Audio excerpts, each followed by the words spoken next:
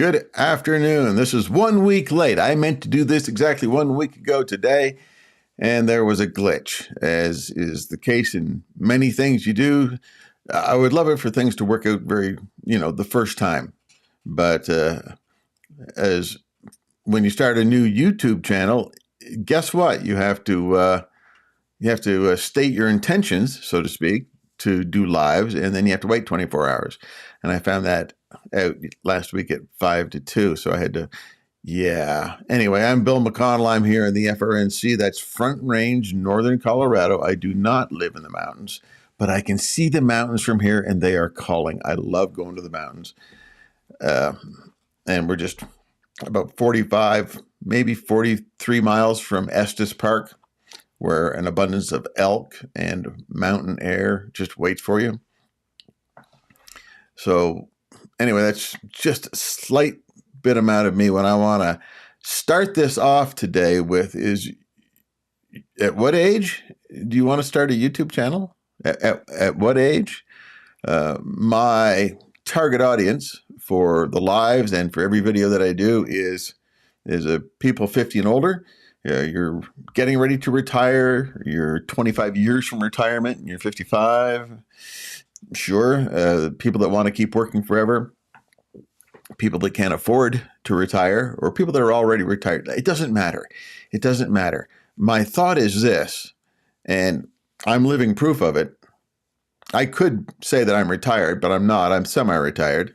I could say that I'm comfortable. And in my mind, there's part of me that says, yeah, I'm comfortable. But there's also a part of me that says, I've still got a lot left in me. I still got a lot that I want to do, that I want to share, that I want to help people with.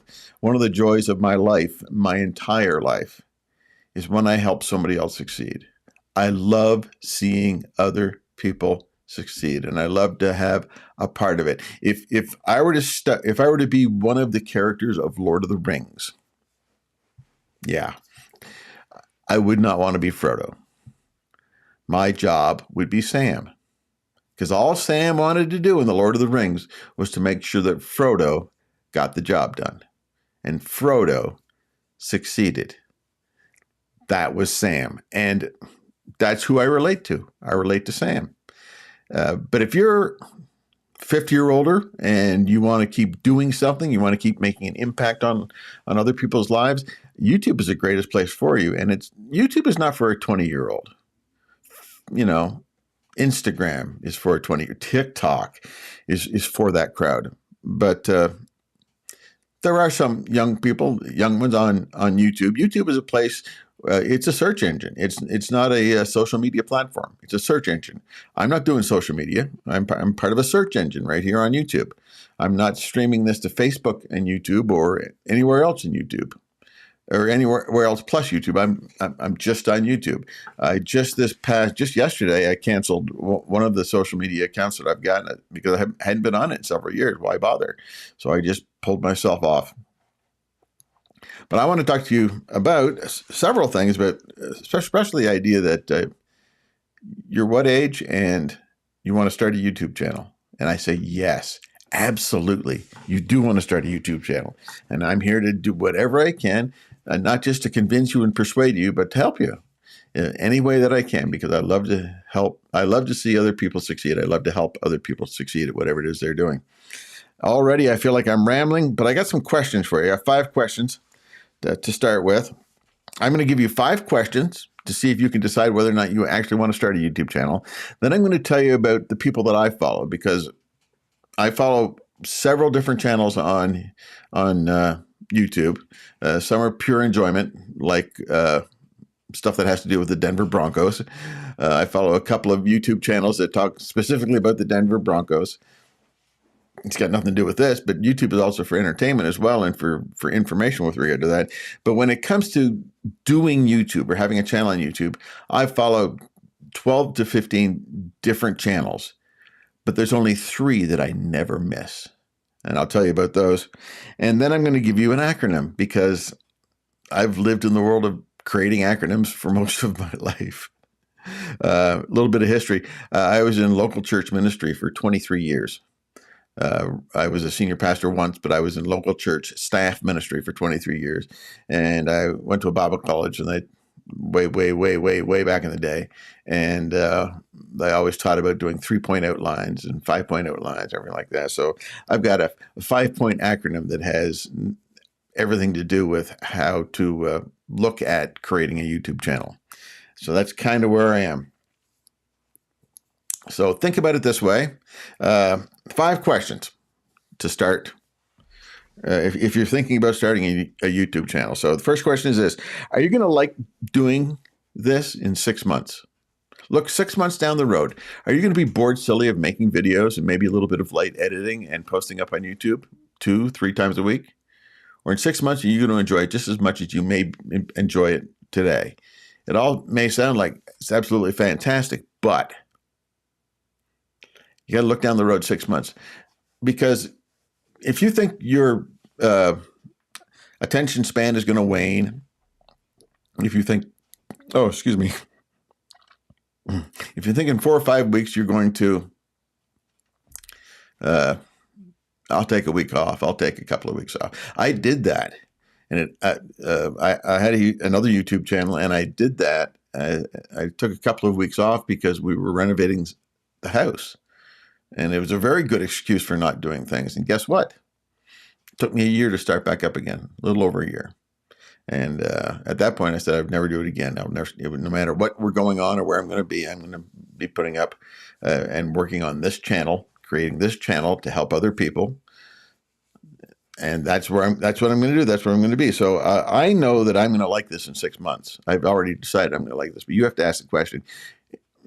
If you pick a topic or a niche and you start something like this, a YouTube channel, are you going to like it just as much in 6 months? Are you going to have new things to say in 6 months? Are you going to have fresh things to say in 6 months? Are you? That's a question you want to ask. Another question you want to ask is, can you keep a schedule? And you're thinking, well, most of my life, maybe you're the person who most of your life somebody has told you what schedule you're going to keep. You're going to show up at 8 and you're going to leave at 5. There's your schedule. And you're going to take a half hour for lunch. And if you take 45 minutes, we're going to dock you half hour pay or something silly like that. But can you keep a schedule for you? And I'm talking about consistency because YouTube loves consistency. It loves that every week you're going to put something up there, at least 1-2 times. YouTube loves that. With that in mind, let's work our way forward to the idea of if you can keep a schedule long term. Now, my schedule got turned on its head several months ago when my wife and I decided we would help take care of our granddaughter, and that's what we're doing. So I am a primary caregiver to my granddaughter for approximately 20 to 22 hours a week. And that's 20 to 22 hours a week that I thought I had for YouTube. Well, let's just say I don't watch TV anymore, and that's okay. Honestly, we could all do with a little less TV and maybe a little more YouTube. And you're saying, Bill, what's the difference? I'm looking at a screen. Well, maybe you're learning something a little different, a little more personal when you're looking at a screen on YouTube versus looking at something that they took 20 takes. Right now, I'm live. There is no take 2. This is me. If I cough, I cough. That's just how it is. So can you keep a schedule? You keeping your own schedule. For some people, that is the easiest thing in the world. And for other people, that's not. But if you can't keep a schedule, if you can't be regular, you're not going to have a ton of success on YouTube. And defining success on YouTube has several different factors, and they're all very subjective to you, the individual. That's the second question. The third question is this: do you care enough to care? Do you care enough to care? And when I say that, I'm thinking there's lots of people, age 50 and older, that you have a skill set, you have an ability, something that maybe you've learned over an entire career, or from the fact that you've had 50 different jobs, I don't know. But you have something. You have let's just say it's a major hobby. Maybe your hobby is fixing up cars. Maybe your hobby is knitting mittens for kittens. I don't know. My mother knit sweaters and scarves and hats and mittens her entire life that I've known her until she passed away. But she was a knitter, and people would love to learn how to knit, and maybe you know how. So do you care enough to care? And by that really means, do you care enough to share what you know? What I have on the top of the channel banner, the banner image for the page is start now, share what you know, help others. That's what I try to do, and that's what I encourage you to do. Share what you know. So what do you know, and can you share it? And do you care enough to share it, or are your baking secrets really secrets and you don't want to share them with anybody? My thought is, let the world know. Let the world decide just how valuable you are. And you'll be amazed at how valuable you are, because you have something to share and because you care enough. That's the third question. The fourth question is, do you want to build something? I have a friend who has absolutely no reason to do this, but he does it just because he wants to. And because he enjoys doing that, is he's building a Star Trek Next Generation's Enterprise Lego kit. Because he wants to. I mean, he wants to build something. He's an engineer. He can build lots of things. He's not only that. He's building a camp, or a lodge or whatever on some property that he bought way up in the mountains. He's putting in the solar. He's putting in the septic system. He's the one that got the well drilled and working and everything like that. He's done all those things, and he's an engineer. He loves to build and continue to build. And do you want to build something? Because for me, I can't do any of those things. I don't have that skill set. I don't have the mindset for it. But I do have a mindset for building something online, for building a YouTube channel. Now, have I been successful at it? That remains to be seen. Because this is the first channel that I've created where I'm intentionally doing it to grow. And I am literally on ground zero, just starting out.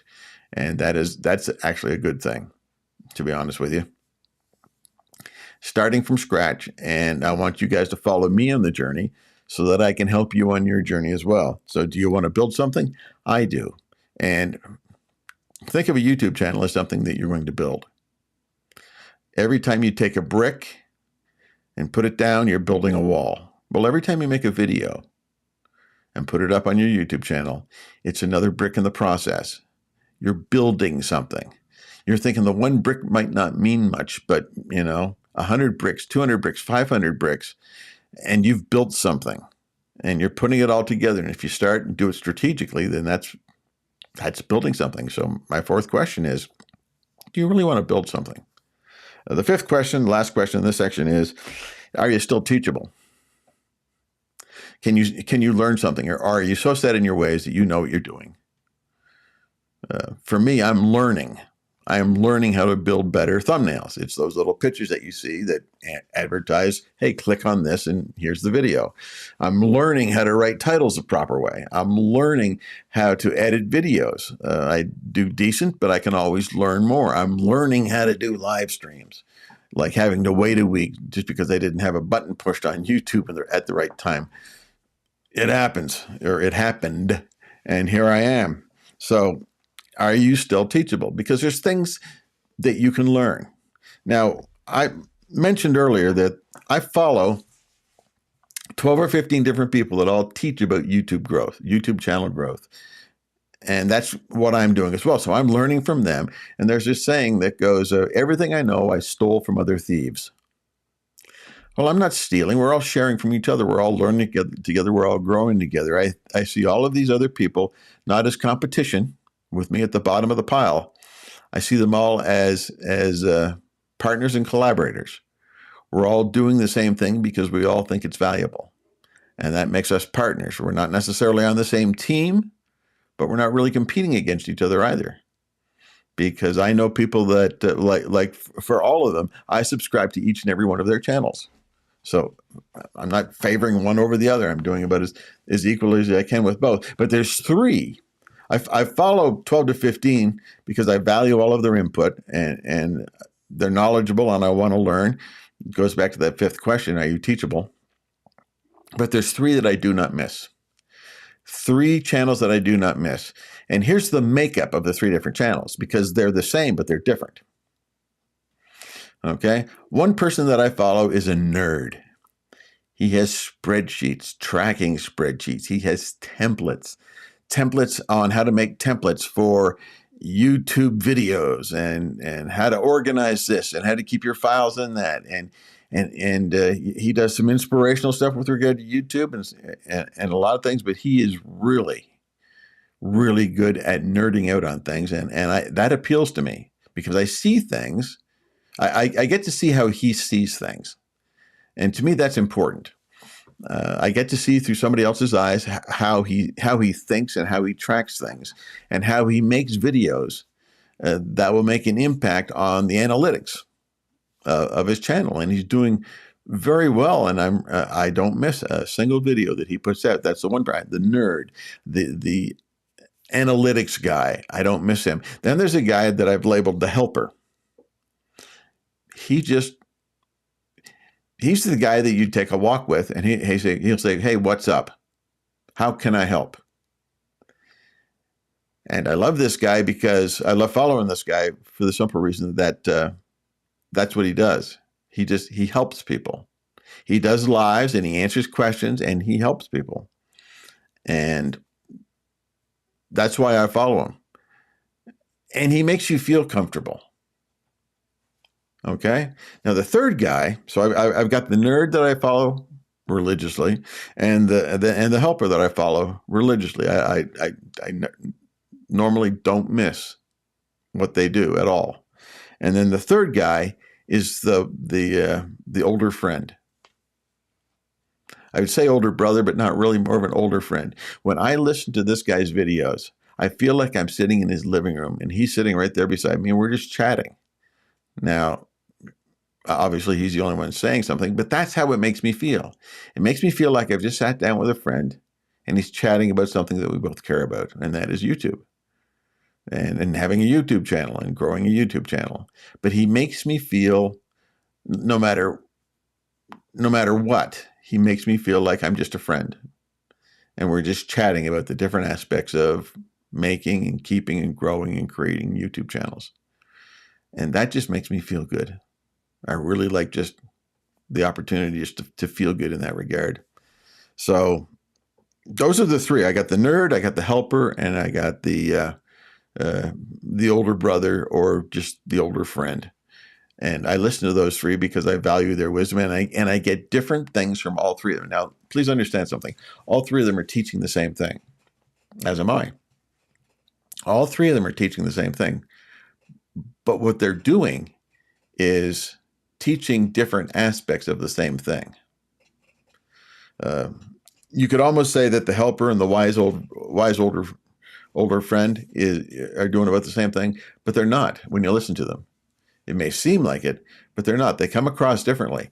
And that's the point.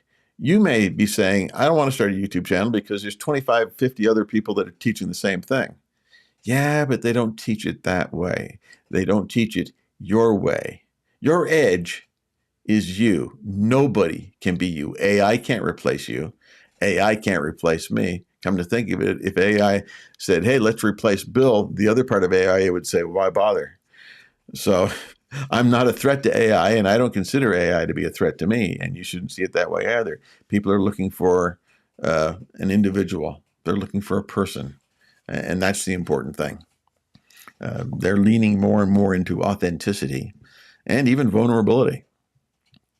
And I hope to be both open and honest and vulnerable in the videos that I do on this channel. So those are the 5 questions I gave you, and then I gave you 3 things to follow. Now for the acronym, because I just can't help myself.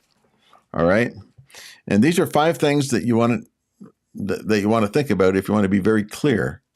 Let me say that again. If you want to be very clear about starting a YouTube channel, you're going to want to answer these questions. See where you lay and where you relate to these 5 different things, and it's an acronym, and you'll figure it out in just a minute what a clear example it is for what we're talking about. So the first thing is, if you're going to start a YouTube channel, clarify who your viewer is.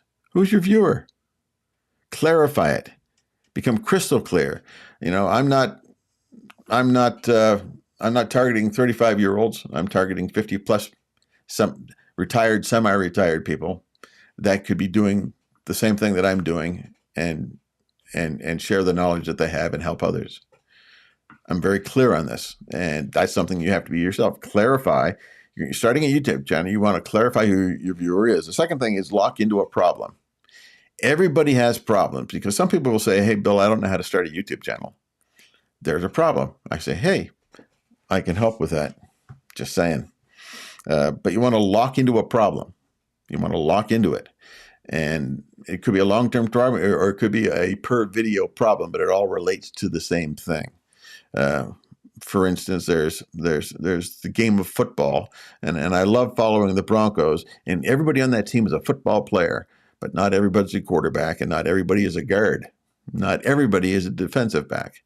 Not everybody is an edge rusher. They're all football players, but they all have their specific jobs, and they all have specific problems. So lock in on the problem and help people solve the many different problems of whatever it is your channel is targeting and you are targeting and what you're sharing. So you're clarifying who the viewer is. You're locking in on the problem. You explain outcomes. You don't lock into a problem and not help solve the problem. Solve the problem. So explain an outcome. Here's the problem. Let me explain to you the outcome. Now, there's part of a video right there. Hey, let me explain this to you in 3 easy steps or in an acronym. So there's that. Explain the outcomes. The fourth thing is answer simply. Nobody wants a huge, long, drawn-out answer in 14 parts when you can answer it in one part. Some answers are as simple as a sentence. Some answers may require A, B, and C. But answer simply, because if you can solve someone's problem in a simple way, they'll get that aha moment. And guess what? They're watching your next video because you helped them solve a problem. Boom. And the last part here is refine and reach. As you grow a YouTube channel, you're going to refine how you deliver, and you're going to define who your reach is or who you're reaching, because you'll attract people that you reach. You'll attract the people that you want to reach. They will find you, but it takes time. So the acronym is CLEAR. To me, it should be clear to you. It is clarify your viewer, lock in on the problem, explain outcomes, answer simply, and refine and reach over time. YouTube is a long game. It's not quick. You're not trying to get thousands of followers quickly. That'd be great if you did, but this is a long game. This is a long-term situation. And that's exactly what you want to think of it as, is you might not get results for 6 weeks to a year. You might not. And it depends upon what you're calling results. How are you trying to measure things? These are questions you have to answer.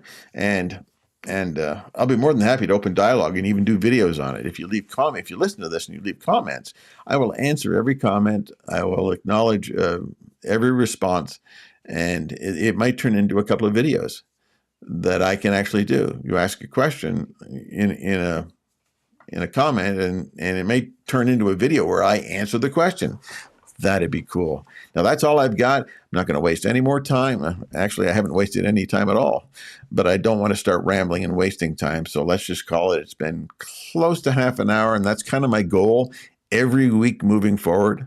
Again, my name's Bill. If we haven't met, I'm looking forward to meeting you in the comments. If anything you have to say, I just want I want to thank you, and I want to say, if you're thinking about YouTube, start now. Teach what you know, share what you know, and help others. That's a noble goal, if you ask me. That's mine. Take care from the FRNC.